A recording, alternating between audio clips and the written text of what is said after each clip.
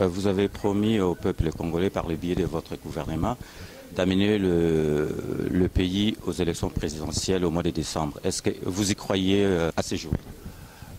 Mon gouvernement a 4 missions principales, dont la première, c'est l'organisation des élections. Je dois dire que c'est la raison d'être de ma présence à la tête de ce gouvernement. J'ai donc promis au peuple congolais de lui offrir les meilleures élections de son histoire.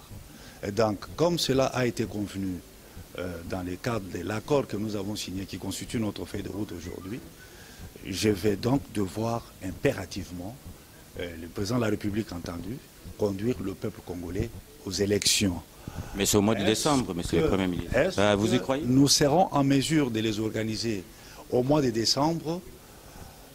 Il est prévu qu'après le parachèvement de la mise en œuvre de l'accord, avec l'entrée en fonction du CNSA, ça vient d'être fait, il y aura une évaluation du processus par la tripartite, gouvernement, CNSA et CENI.